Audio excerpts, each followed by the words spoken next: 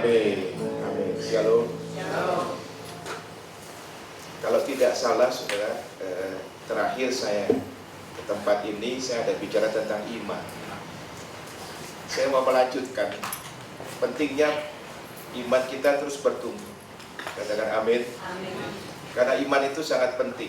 Kita sudah pernah membahas, tanpa iman kita tidak mungkin berkenan kepada Allah. Tanpa iman kita tidak mungkin menyenangkan Allah. Iman yang mengalahkan dunia. Mukjizat terjadi karena iman. Nah, iman itu harus bertumbuh.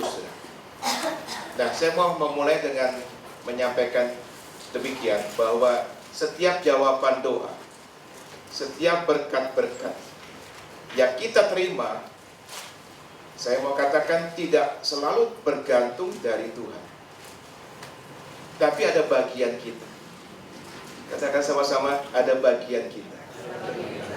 Ada bagian Tuhan, tapi ada bagian kita. Bagian Tuhan namanya kasih karunia. Kita menerima keselamatan karena kasih karunia. Amin. Tetapi oleh apa? Iman. Jadi bagian kita adalah iman. Kita menerima jawaban doa, tentu Tuhan yang memberikan. Namanya kasih karunia. Tapi apa yang kita lakukan ketika kita terima jawaban doa? Kita punya iman. Jadi saya boleh katakan, tangan Allah, tangan Tuhan namanya kasih karunia. Tapi tangan manusia namanya iman. Selalu ada kasih karunia. Dalam setiap persoalan hidup kita ada kasih karunia. Kasih karunia adalah anugerah yang Allah berikan kepada kita, yang gak layak kita terima. Tapi kasih karunia juga berarti kekuatan, kemampuan, kesanggupan yang Tuhan berikan kepada setiap kita, anak-anak Tuhan, untuk melewati kehidupan ini. Ingat apa kata Tuhan kepada Rasul Paulus? Ketika dia memiliki duri dalam daging, dia berdoa kepada Tuhan supaya duri dalam daging itu diangkat oleh Tuhan. Tapi kalau kita baca firman Allah, duri itu enggak diangkat. Tetapi Tuhan berkata, cukuplah kasih karuniaku, sebab dalam kelemahanlah kuasaku nyata dan sempurna. Artinya dia bisa melewati kehidupan walaupun ada duri dalam daging, walaupun ada persoalan yang harus dia hadapi. Dia mampu menghadapinya karena dia memiliki kasih karunia yang Allah berikan. Mari kita lihat ayat pertama kita, Lukas pasal 6 ayat 38. Lukas pasal 6 38. Di sini kita lihat bahwa untuk berkat-berkat yang kita dapatkan tidak selalu bergantung hanya dari Tuhan, tapi juga ada bagian kita. Ada bagian kita. Lukas pasal 6 ayat 38. Berilah, kamu akan diberi.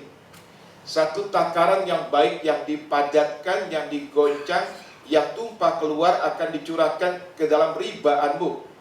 Perhatikan, ayat ini berkata demikian. Sebab ukuran yang kamu pakai untuk mengukur akan apa, saudaraku? Diukurkan juga kepada kita. Dengan kata lain, simpelnya kalau kita memberi sedikit, ya kita akan terima sedikit. Kita memberi lebih banyak, kita akan terima lebih banyak. Kita memberi banyak, kita akan terima banyak. Karena firman Allah berkata, ukuran yang kamu pakai untuk mengukur di dalam memberi, itu pula yang akan diukurkan kepada kita. Saudara bisa nangkap ayat ini? Berarti bukan hanya bagian Tuhan. Setiap berkat-berkat yang kita peroleh juga ada bagian siapa? Bagian kita. Ya, bagian Tuhan namanya kasih karunia, bagian kita namanya iman. Mari kita lihat kisah yang menarik dalam Perjanjian Lama. 2 Raja-Raja pasal 4 ayat 1 sampai 6. 2 Raja-Raja pasal 4 ayat 1 sampai 6. Di sini kita semakin jelas melihat bahwa ada bagian manusia. untuk menerima berkat-berkat itu. Salah seorang dari istri-istri para nabi mengadukan halnya kepada Elisa sambil berseru, "Hambamu, suamiku sudah mati. Dan engkau ini tahu bahwa hambamu ini takut akan Tuhan. Tetapi sekarang penagih hutang sudah datang untuk mengambil kedua orang anakku menjadi budaknya." Ayat 3. Lalu berkatalah Elisa, "Pergilah, mintalah bejana-bejana dari luar, daripada segala tetanggamu, bejana-bejana kosong, tetapi jangan terlalu sedikit." Ayat 4. "Kemudian masuklah, tutuplah pintu, sesudah engkau dan anak-anakmu masuk, lalu tuanglah minyak itu ke dalam segala bejana, mana yang penuh angkatlah." Ayat 5. "Pergilah perempuan itu daripadanya, ditutup pintu itu, dan anak-anaknya masuk. Dan anak-anaknya mendekatkan bejana-bejana kepadanya, sedang ia terus menuang." Ayat 6. Perhatikan ayat 6. Menarik ayat 6. Dikatakan demikian, ketika bejana-bejana itu sudah apa? Sudah penuh, berkatalah perempuan itu kepada anaknya, "Dekatkan kepadaku sebuah bejana lagi." Tetapi jawabnya kepada ibunya, apa jawabnya? Sudah nggak ada lagi. Tidak ada lagi bejana. Lalu berhentilah minyak itu mengalir. Pertanyaan saya adalah, apa yang membuat minyak itu berhenti mengalir? Apakah yang membuat minyak itu berhenti mengalir? Apa, saudaraku? Karena sudah tidak lagi ada bejana. Setiap ada bejana yang kosong, minyak terisi. Amin, saudara. "Dekatkan kepadaku sebuah bejana lagi." Tapi jawabnya kepada ibunya, nggak ada lagi bejana. Akibat tidak lagi ada bejana, maka minyak itu berhenti. Seandainya saya balik, bejana itu terus ada, kira-kira minyak itu mengalir terus? Amin. Minyak itu mengalir terus. Jadi persoalannya di bejananya atau di minyak? Persoalannya di bejana atau di minyak? Di bejana. Selama masih ada bejana, minyak itu terus akan mengalir. Minyak itu bicara berkat dari Tuhan. Bejana itu adalah iman. Amin. Ya, kalau takaran iman kita sampai sedemikian, minyak yang kita peroleh, ya sedemikian. Tapi kalau kita perbesar kapasitas iman kita, haleluya, minyak itu akan terus mengalir. Katakan amin. Berkat-berkat Tuhan akan terus mengalir dalam kehidupan kita. Berarti ada bagian manusia, ada bagian Tuhan. Ya, bagian Tuhan adalah kasih karunia, bagian manusia adalah iman. Maka saudaraku, penting sekali di akhir zaman ini iman kita makin kuat. Katakan amin. Iman kita mesti bertumbuh. Buat seorang Rasul Paulus, kerinduannya bukan hanya sekedar jemaat bertambah banyak, tapi kerinduan dia adalah melihat jemaat yang dia gembalakan, anak-anak rohaninya, imannya bertumbuh. Itu sebabnya di dalam setiap suratannya, baik kepada Korintus, kepada Efesus, dan yang lain, selalu dia bicara tentang iman. Mari kita lihat, saudaraku, beberapa contoh. 2 Korintus 10 ayat 15. 2 Korintus 10 ayat 15. Apa yang dia katakan kepada jemaat di Korintus? "Kami tidak bermegah atas pekerjaan yang dilakukan oleh orang lain di daerah kerja yang tidak dipatok untuk kami. Tetapi kami berharap." Ada sebuah pengharapan. Seorang rasul bernama Paulus dan juga setiap gembala. Ya, saya gembala, ya, Pak Ishak gembala. Sebagai seorang gembala ada pengharapan, ada kerinduan. Bukan hanya melihat jemaat bertambah banyak. Tentu kita sebagai gembala bersenang, bersuka cita melihat jemaat bertambah. Tapi bukan hanya itu. Sebagaimana Rasul Paulus berkata, "Tetapi kami berharap apabila imanmu," apa saudaraku? "Makin bertumbuh." Imannya makin berkembang. Katakan amin. Biar iman kita makin bertumbuh, iman kita makin kuat, ya, menghadapi hari-hari yang tidak mudah ini. Lanjutkan, apa yang dia sampaikan kepada Tesalonika sekarang. 1 Tesalonika 3 ayat yang ke-10. 1 Tesalonika pasal 3 ayat yang ke-10. Demikian firman Tuhan, siang malam kami berdoa sungguh-sungguh supaya kita bertemu muka dengan muka dan, perhatikan, ini kerinduan. Seorang hamba Tuhan bernama Paulus menambahkan apa yang masih kurang pada imanmu. Rasul Paulus bukan hanya mikirin tentang berkat-berkat jemaat, dia rindu tentu jemaat diberkati. Tetapi juga ada sebuah kerinduan dikatakan di sini, dia ingin selalu menambahkan apa yang masih kurang pada siapa?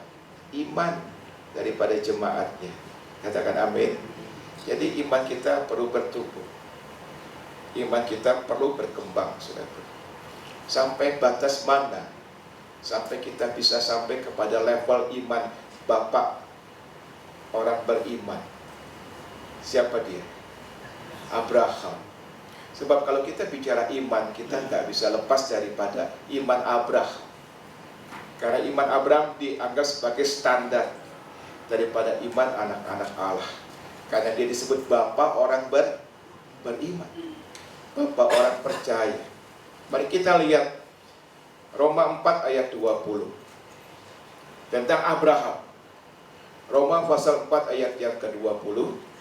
Demikian.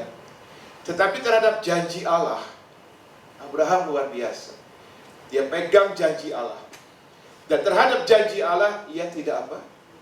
Kita jangan bimbang. Amin. Ya, kita ada persoalan dalam hidup ini. Saya ada pergumulan, Bapak Ibu ada pergumulan. Tapi terhadap janji Allah, kita jangan bimbang. Amin. Kita jangan bimbang. Karena ketidakpercayaan, malah ia apa, saudara? Diperkuat. Imannya Abraham itu makin hari bukan makin lemah. Haleluya, makin diperkuat imannya. Malah ia diperkuat dalam imannya dan ia memuliakan Allah. Kalau saya boleh kasih definisi, saudara. Ini definisi saya ya. Tentang iman Abraham, ada 2. Apa itu iman Abraham? Yang pertama adalah percaya sebelum melihat kenyataan. Itulah iman Abraham. Percaya sebelum melihat kenyataan. Artinya percaya tanpa ada yang dapat dijadikan dasar imannya, kecuali cuma satu, firman Tuhan. Yang dia pegang cuma firman Tuhan. Yang kedua, percaya tanpa menghiraukan fakta-fakta yang nampak. Artinya percaya meskipun berbagai keadaan di luar seolah-olah bertentangan dengan apa yang difirmankan. Enggak gampang jadi Abraham. Usianya terus bertambah. Istrinya Sarah usianya terus bertambah. Amin. Padahal dia dijanjikan akan punya anak. Menjelang 100 tahun belum dapat anak. Sarah hampir sampai 90 tahun belum dapat anak. Setiap hari bahkan mungkin ada suara-suara yang melemahkan. Mereka kan juga bersosialisasi. Ada orang-orang di sekitar mereka mungkin melemahkan mereka. Mungkin ada saja yang berkata, kamu kan sudah tua, kamu sudah menopause, bagaimana bisa punya anak dan sebagainya. Tapi iman Abraham adalah percaya tanpa menghiraukan fakta-fakta yang nampak atau yang dia dengar. Yang dia pegang cuma satu, janji Allah. Kita mesti seperti itu, saudara. Kalau kita sudah terima janji Allah, kita harus percaya bahwa ya dan amin itu pasti terjadi. Katakan amin. Itulah yang disebut dengan iman Abraham. Nah, bicara pertumbuhan iman, saya melihat, saudaraku, ada satu ganjalan. Ada satu yang seringkali menghambat pertumbuhan iman. Meskipun kita setiap hari baca Alkitab, tapi kalau ganjalan ini atau masalah ini kita nggak selesaikan, iman kita sulit untuk bertumbuh. Saya mau bicara hari ini bahwa ada hubungan yang begitu erat antara iman dengan hati nurani. Iman dan hati nurani. Analoginya adalah hati nurani itu wadah. Seperti gelas ini, ya. Dalamnya ada air. Gelas ini adalah wadahnya. Hati nurani itu adalah gelas ini. Dan airnya adalah iman. Saya mau tanya sama saudara-saudara, kalau gelasnya kotor, airnya kira-kira ikut kotor tidak? Akan ikut kotor. Tapi kalau gelasnya bersih, airnya akan ikut bersih. Saudaraku, hati nurani itu kesadaran yang terdalam yang Tuhan berikan di hati manusia, membedakan mana benar, mana salah, mana yang baik, mana yang jahat. Itu fungsi hati nurani. Tuhan menciptakan hati nurani dua. Yang pertama sebagai sarana Tuhan bicara. Ada orang-orang tertentu Tuhan bicara audible, tapi jarang. Tapi kebanyakan kita Tuhan bicara melalui hati nurani kita. Tapi yang kedua, Tuhan menciptakan hati nurani untuk apa? Kalau saya boleh katakan dengan istilah yang sederhana, untuk jadi alarm. Untuk jadi alarm atau peringatan. Ya, ketika kita misalkan mengatakan sesuatu, melakukan sesuatu yang bertentangan dengan kehendak Tuhan, alarm itu berbunyi. Amin. Misalkan saja kita anak-anak Tuhan diajar untuk tidak berdusta. Ketika kita berdusta, alarm itu berbunyi. Amin. Pernah ngalami itu? Ditandai dengan apa? Ada rasa gelisah, ada rasa enggak damai lagi. Alarmnya berbunyi. Tadi yang kamu katakan itu salah. Siapa yang ngomong itu? Tuhan, melalui hati nurani kita. Misalkan kita diajar untuk tidak membenci orang, kita mesti mengampuni seseorang. Ketika kita masih ada kebencian, dan ketika satu hari di dalam ibadah kita dengar khotbah tentang pengampunan, alarm itu berbunyi. Tuhan lagi bicara sama kita. Ini firman buat kamu. Karena kamu masih benci orang, kamu mesti mengampuni. Nah, saudaraku, perhatikan, alarm itu penting sekali, ya. Jadi bagaimana kerjanya alarm itu? Jadi ketika kita berbuat sesuatu yang salah atau mengatakan sesuatu yang salah, itu pasti bunyi. Peringatan Tuhan itu pasti bunyi, saudaraku. Nah, kalau kita selesaikan artinya kita bertobat. Kita kembali kepada jalannya Tuhan. Misalkan kalau kita ada kebencian, kita ngampuni orang. Kalau kita berdusta, kita minta ampun bahwa kita sudah melakukan dosa dan kita menyesal dan kita merubah hidup kita. Amin. Maka apa yang terjadi? Damai sejahtera akan mengalir. Dan bukan hanya itu saja, iman kita akan tumbuh. Katakan amin. Tapi ini yang saya sebagai hamba Tuhan ingin juga memberi peringatan. Hati-hati kepada kita anak-anak Tuhan yang sudah mulai mengabaikan suara hati nurani itu. Ada teguran Tuhan, ada alarm Tuhan, tapi kita mengabaikan. Nah, kalau demikian, saudaraku, lama-lama nanti bukan hanya iman kita menjadi semakin lemah, tapi iman kita akan mati. Iman kita akan mati. 1 Timotius 1 ayat 18 sampai 19. 1 Timotius 1 ayat 18 sampai 19. Ini pernah terjadi kepada dua orang guru. Ya, kita lihat firman-Nya. Tugas ini kuberikan kepadamu Timotius anakku sesuai dengan apa yang telah dinubuatkan tentang dirimu, supaya dikuatkan oleh nubuat ini engkau memperjuangkan perjuangan yang baik.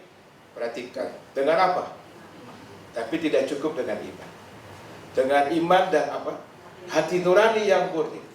jadi ibarat koin, mata uang, maka iman dengan hati nurani itu nggak bisa dipisahkan. Amin.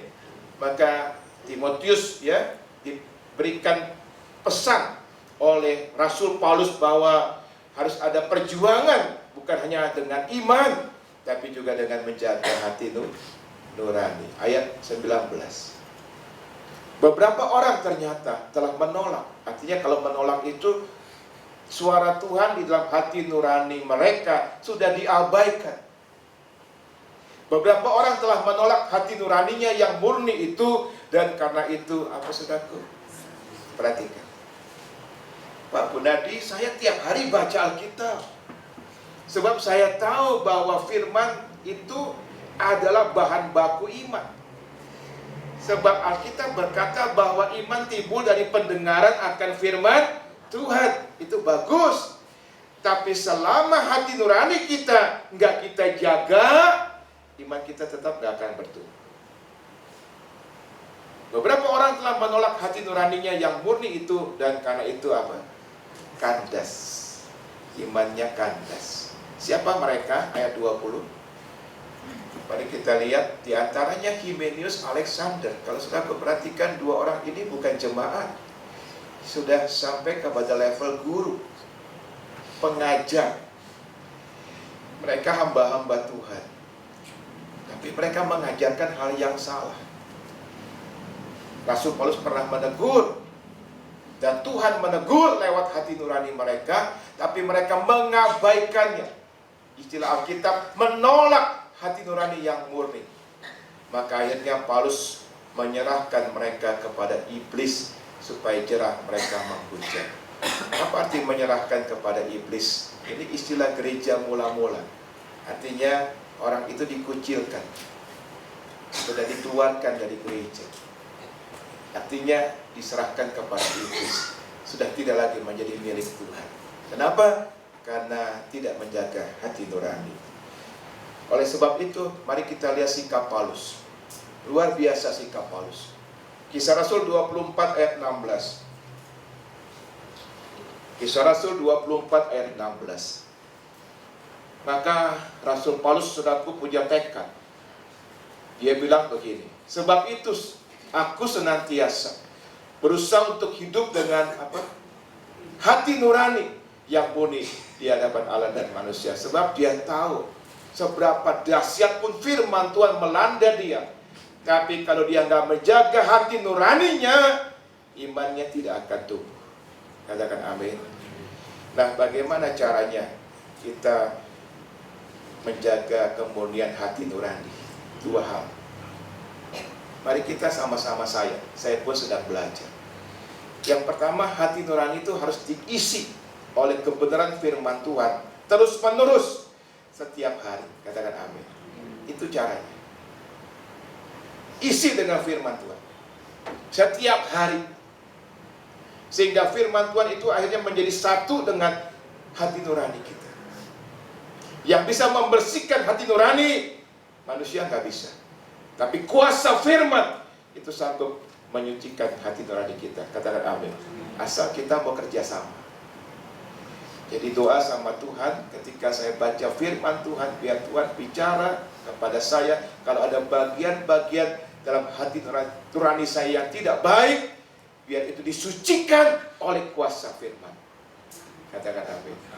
Yang kedua, jangan keraskan hati. Ini penting. Jangan keraskan hati ketika Roh Kudus bicara di hati nurani kita. Saya percaya sebagai anak-anak Tuhan, Roh Kudus sering bicara di hati nurani kita. Jangan keraskan hati. Kalau kita misalkan memang ya dengar suara Roh Kudus bahwa kita ada salah, ada dosa, minta ampun cepat-cepat sama Tuhan.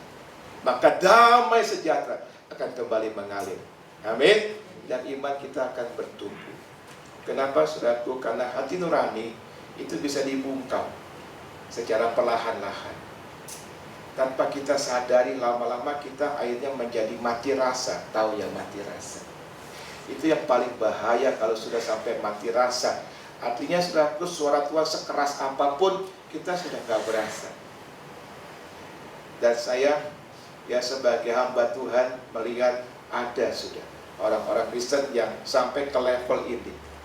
Artinya sudah mungkin sebagai Bapak Gembala, Pak Ishak menegur misalkan orang itu sudah mati rasa. Dinasihati seperti apapun ya masuk kuping kiri ya keluar kuping kanan. Tidak pernah lagi masuk ke hatinya.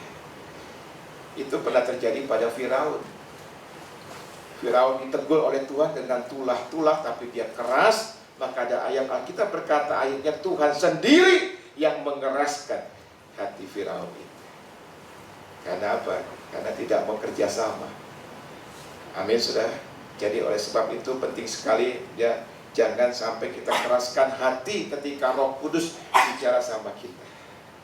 Luar biasa nanti kalau kita mau kerjasama dengan Roh Kudus, kita akan naik tingkat rohani kita. Amin.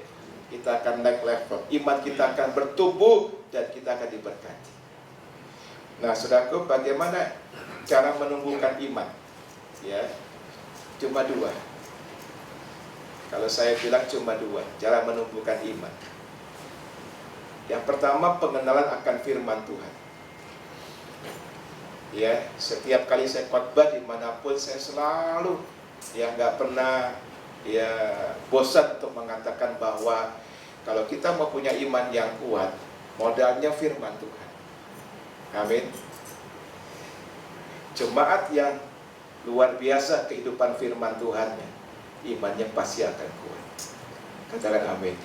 Sebab Roma 10 ayat 17, kita ulang kembali ayat ini. Ini ayat kunci, ayat yang penting. Roma 10 ayat 17. Mari kita baca ayat ini, ya, sama-sama. 2, 3. Jadi iman timbul dari pendengaran, dan pendengaran oleh firman Kristus. Jadi nggak mungkin iman bertumbuh kuat tanpa firman Allah. Makanya jangan pernah lalai ibadah. Katakan amin. Saudara yang tertanam di gereja ini, ya, atur waktu setiap hari Minggu selalu ada dalam ibadah dan mendengarkan firman Tuhan. Itu porsi yang luar biasa ketika kita mendengarkan firman Tuhan. Ya, buka hati sungguh-sungguh, telinga kita, supaya setiap firman yang kita dengar kita serius tangkap. Maka saya percaya ayat ini akan terjadi, karena iman timbul dari pendengaran akan firman Tuhan. Katakan amin. Apa yang disampaikan oleh Bapak Gembala tentu adalah firman Allah. Dan kita pernah belajar yang lalu bahwa kata firman Kristus di sini adalah rema, bukan logos. Jadi kalau kita mendengar firman Tuhan sepintas lalu kita cuma pulang dengan logos. Tapi kalau kita buka hati dan berkata, Tuhan, saya mau dapat sesuatu Tuhan dari khotbah Bapak Pendeta, maka kita akan pulang dengan rema. Katakan amin. Saya pakai istilah sederhana, rema itu firman Tuhan yang khusus untuk kita, pada waktu yang khusus, pada keadaan yang khusus. Amin, saudara. Itu suara Tuhan buat kita. Maka kita pulang dengan suara Tuhan. Kita pulang dengan jawaban. Bagi saudara yang haus akan Tuhan, saya percaya setiap ibadah saudara akan pulang dengan rema. Katakan amin, dengan suara Tuhan. Tetapi membaca Alkitab saja tidak cukup, harus diselingi dengan doa. Apalagi saudaraku, saudara yang sudah dibaptis Roh Kudus, gunakan itu doa dalam bahasa roh. Karena peran Roh Kudus dalam menyingkapkan rema itu sangat penting. Yohanes pasal 14 ayat 26. Yohanes 14 ayat 26, mari kita lihat. Tetapi penghibur, yaitu Roh Kudus yang akan diutus oleh Bapa dalam namaku, dialah yang akan mengajarkan segala sesuatu kepadamu, dan yang akan mengingatkan. Kata mengingatkan ini penting. Mengingatkan kamu akan semua yang telah kukatakan kepadamu. Jadi siapa yang mengingatkan firman? Roh Kudus. Jadi begini prakteknya, saudara. Saya mau katakan tidak akan pernah ada rema kalau belum ada logos. Saya misalkan, hari ini tadi pagi saya baca Logos. Mungkin saja hari itu saya nggak dapat rema apa-apa, bisa terjadi. Karena kita nggak bisa paksakan itu. Amin. Tapi, bisakah tiap hari kita baca Logos? Bisa. Itu tergantung disiplin kita. Tapi ternyata Logos yang saya baca tadi pagi, itu akan menjadi rema 2 hari berikutnya. Tangkap saudara? Hari ini saya belum dapat persoalan itu. Misalkan mungkin saya lagi ada masalah keuangan, hari itu saya belum ada masalah. Tapi 2 hari kemudian misalkan saya mengalami masalah keuangan. Logos yang saya baca adalah bahwa Allah akan memenuhi segala keperluanku menurut kekayaan kemuliaan dalam Kristus Yesus.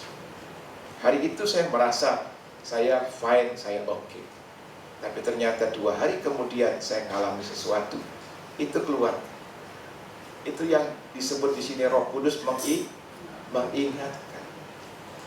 Jadi Logos itu tiba-tiba menjadi rema. Itu kekuatan orang Kristen. Katakan amin. Tapi kalau kita nggak punya Logos, apa yang muncul? Nggak ada. Makanya kenyangkan diri kita dengan Logos. Amin. Tiap hari baca Logos, maka rema itu akan muncul pada waktu yang dibutuhkan oleh kita. Siapa yang memunculkannya? Roh Kudus. Dengan cara bagaimana? Yang paling sering terjadi adalah ketika kita berbahasa roh. Karena ketika kita berbahasa roh, kita sedang istilahnya satu frekuensi dengan Roh Kudus. Maka Roh Kuduslah yang tiba-tiba mengingatkan kepada kita akan semua yang telah. Ingat saudaraku, kata telah artinya telah kita baca, yang telah kita peroleh sebelumnya dimunculkan kembali. Kalau kita alami ini, maka kita akan kuat. Katakan amin. Kita akan kuat saudara. Jadi yang pertama lewat apa saudaraku? Pengenalan akan firman Tuhan. Yang kedua, yang kedua lewat apa saudaraku? Iman itu bisa semakin kuat. Ternyata nggak cukup hanya pengenalan akan firman Tuhan. Yang kedua, lewat pengalaman hidup. Tiap hari kita makin bertambah di pengalaman hidup kita. Lewat pengalaman hidup khususnya, nggak enak memang, tapi saya mesti sebut melalui padang gurun. Ketika kita lewat padang gurun, itu sebenarnya sarana yang Tuhan berikan kepada kita supaya iman kita makin kuat. Katakan amin. Supaya iman kita makin kuat. Iman itu kayak otot. Dilatih makin kuat kan. Otot begitu ya. Saudara masih ingat siapa binaragawan terkenal kita? Aderai ya. Aderai ya. Ototnya besar. Besar mana sama kita? Besar dia kan? Kenapa dia besar? Tentu dilatih. Tidak mungkin begitu lahir ototnya sebesar itu. Kasihan mamanya. Tapi dia latih. Iman seperti itu dilatih.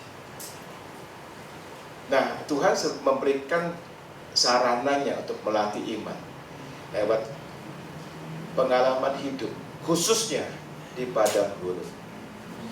Makanya setiap kita, Tuhan izinkan kita mengalami padang gurun.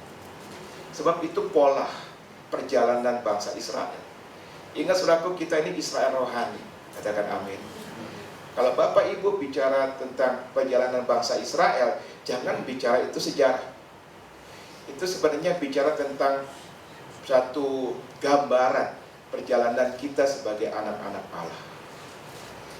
Mesir itu gambaran dari apa? Dunia. Israel keluar dari Mesir. Kita juga keluar dari dunia. Kita masih hidup di dunia, tapi kita tidak lagi jadi anak-anak dunia. Katakan amin. Kita jadi anak-anak terang, anak-anak Allah. Menyeberang Laut Merah. Waktu Musa mengangkat tongkat, Laut Merah terbelah menjadi dua. Apa arti menyeberang Laut Merah? Secara rohani itu baptisan air. Makanya setelah kita terima Tuhan Yesus, lahir baru, kita dibaptis air. Gunung Sinai, bangsa Israel lewat Gunung Sinai. Apa arti Gunung Sinai? Tepat pada waktu bangsa Israel ada di Gunung Sinai, kalau kita baca di Alkitab, mereka merayakan hari raya Pentakosta. Ada 7 hari raya orang Israel.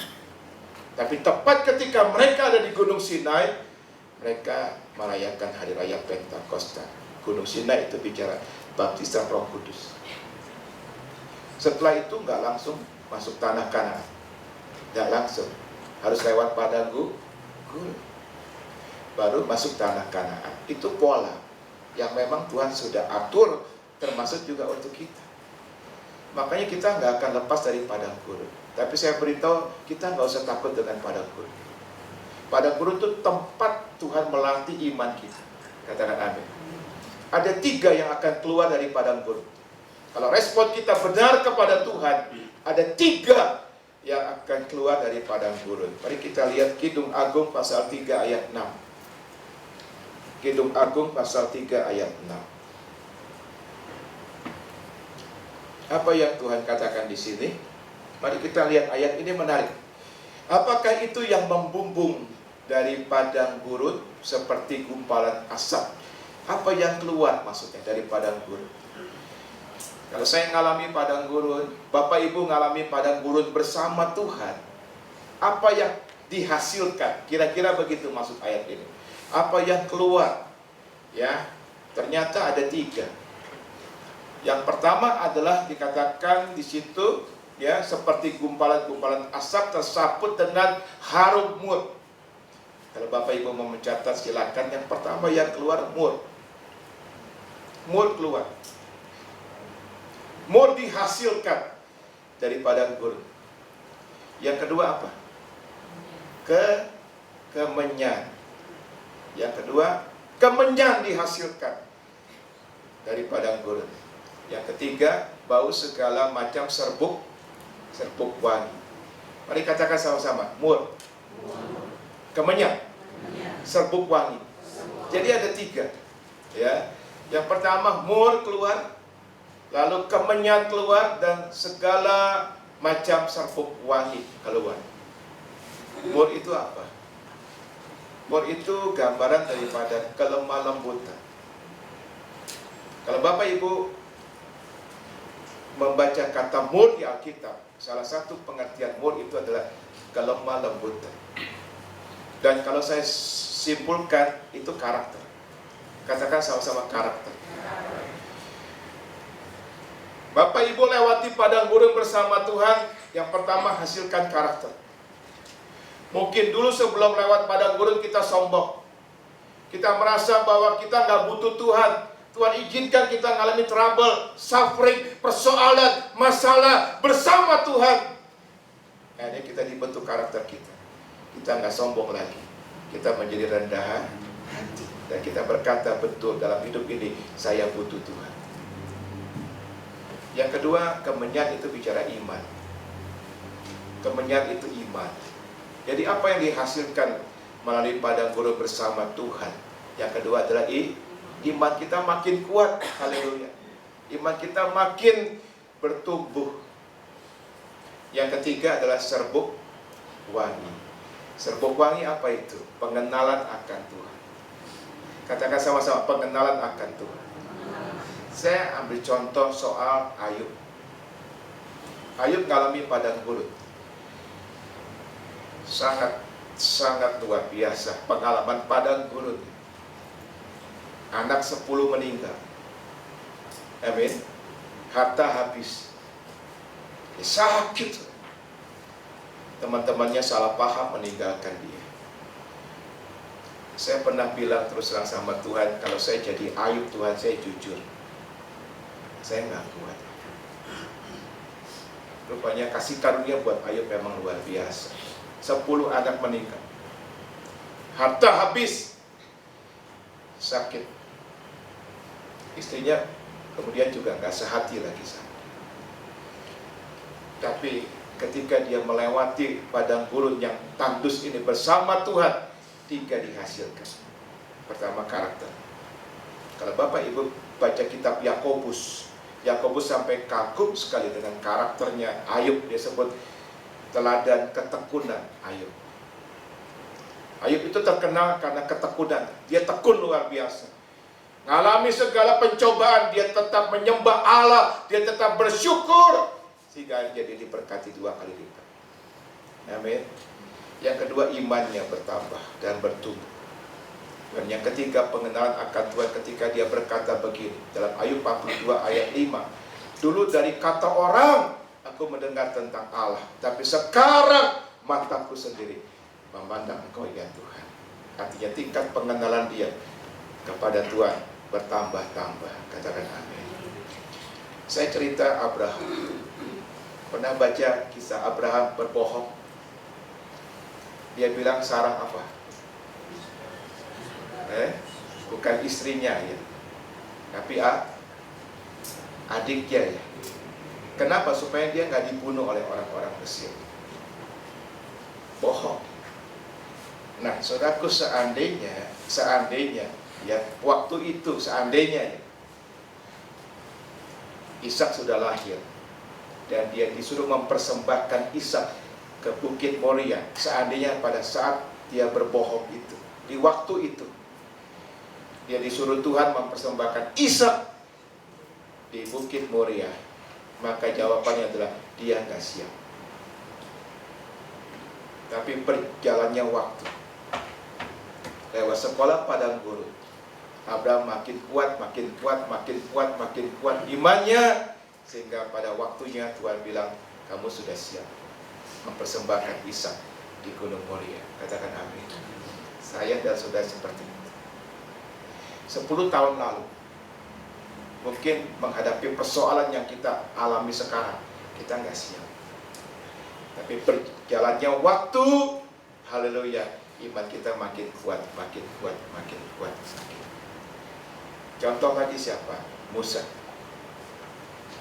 Pernah baca Musa ketemu Tuhan di semak belukar yang menyala tapi nggak terbakar itu. Apa yang terjadi di situ? Tuhan memanggilmu, Musa. Tuhan panggil Musa. Bebaskan umatku. Tapi Musa berdalih ya. Berdalih. Siapa aku? Aku nggak pandai bicara dan sebagainya. Nah, saya mau kasih tahu, seandainya pada waktu itu di Keluaran pasal 4, Musa disuruh membelah Laut Merah. Seandainya waktu itu, momennya waktu itu, dia disuruh membelah Laut Merah, Musa pasti nggak siap. Jangankan membelah Laut Merah, meresponi panggilan Tuhan aja dia nggak siap. Tapi berjalannya waktu, lewat padang gurun, air mata, doa, imannya makin kuat,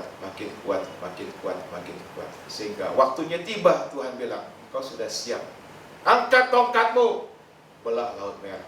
Laut Merah terbelah menjadi 2. Katakan amin. Para Kristen kayak gitu. Saudara nangkep apa yang saya sampaikan ini? Misalkan Daud sekarang, mari kita baca 1 Samuel 17:37. 1 Samuel 17 ayat 37. Demikian juga pengalaman Daud sama. Pula kata Daud, Tuhan yang telah melepaskan aku dari cakar singa dan cakar beruang, dia juga akan melepaskan aku dari tangan orang Filistin itu. Kata Saul kepada Daud, pergilah, Tuhan menyertai engkau. Enggak langsung Daud mengalahkan Goliat. Sebelumnya dia kalahkan dulu singa. Amin. Sebelumnya dia kalahkan dulu beruang.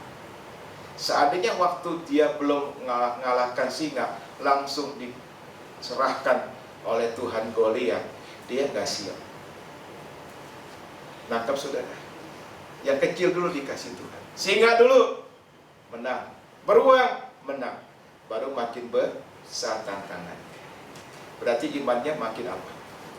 makin bertumbuh, makin kuat. Seperti itulah harapan Tuhan sama kita. Katakan amin. Iman kita makin bertumbuh. Jadi padang gurun bukan untuk menjatuhkan kita. Padang gurun untuk membuat iman kita semakin kuat. Kalau bicara iman, saya sangat kagum dengan tokoh iman. Pasti Bapak Ibu pernah baca kisah hidup seorang hamba Tuhan bernama George Muller. Sudah baca kisah hidup. Kalau menurut saya kayak di negeri dongeng, tapi itulah kenyataan. Nggak langsung dia bisa seperti itu.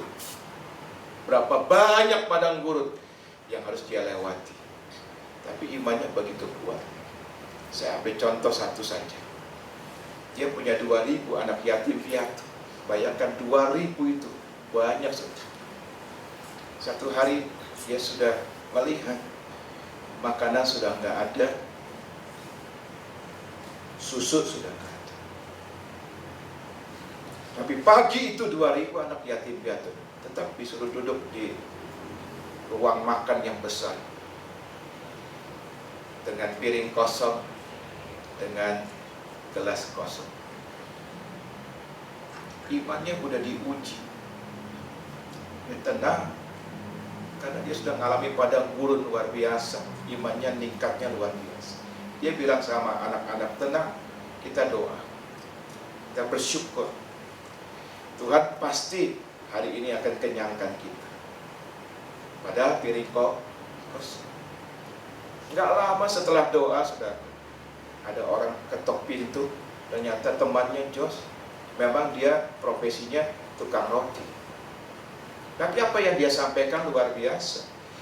Ketika dia berkata, Jos, kamu kenapa? Di malam aku dibangunin Tuhan. Doa, Tuhan bilang jangan tidur, buat roti, kasih hambaku Jos, karena dia membutuhkan. Luar biasa. Temannya Jos gak tahu apa yang terjadi, tapi Tuhan tahu.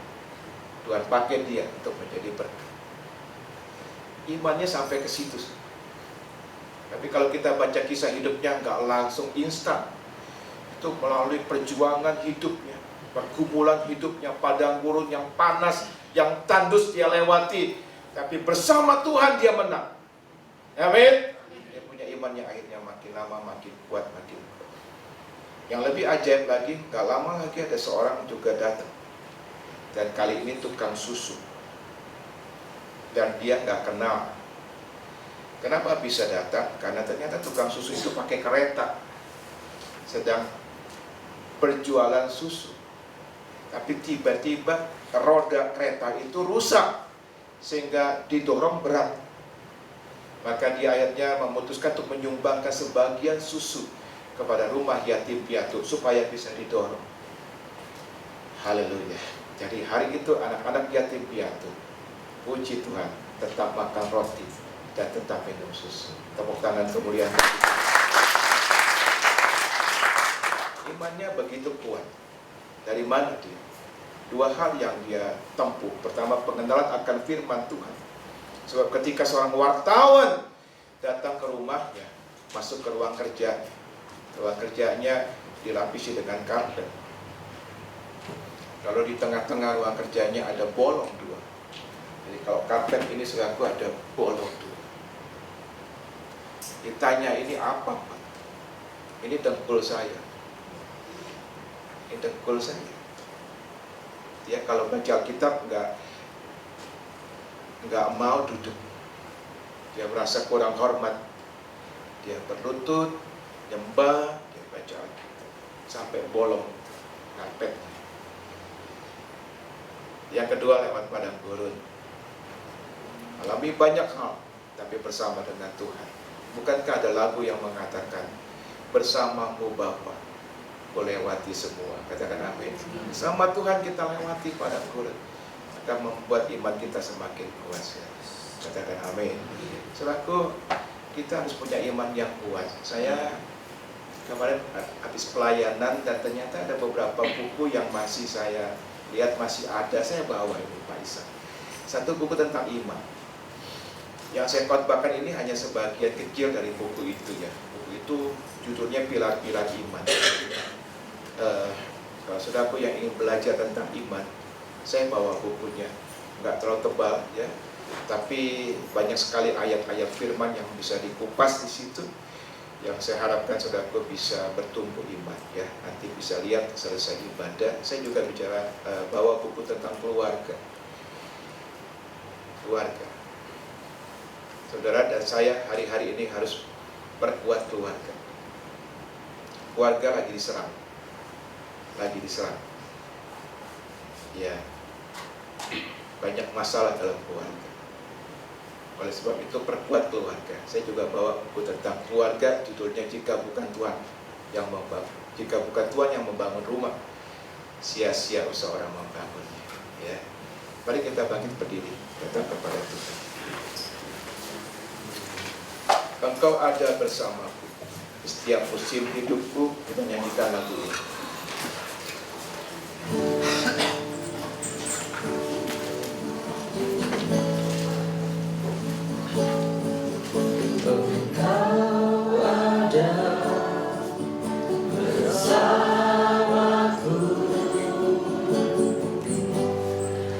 Setiap musim hidupku, tak pernah kau biarkan ku sendiri. Beri kekuatan selalu kepada kami Tuhan.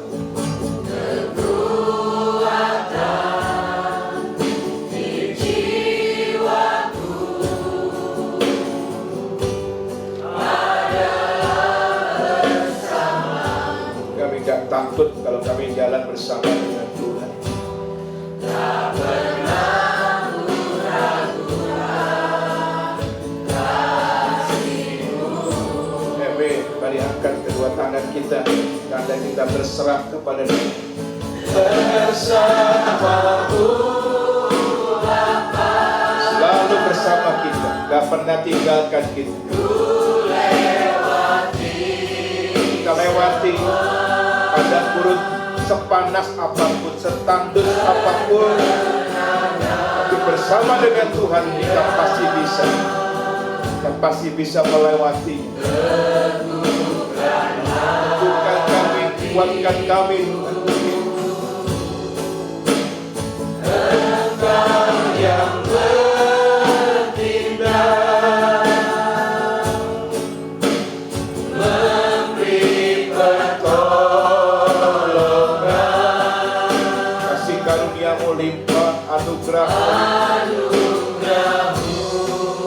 besar, melimpah bagiku. Tetap kita angkat kedua tangan kita dan berserah kepada Tuhan pagi ini.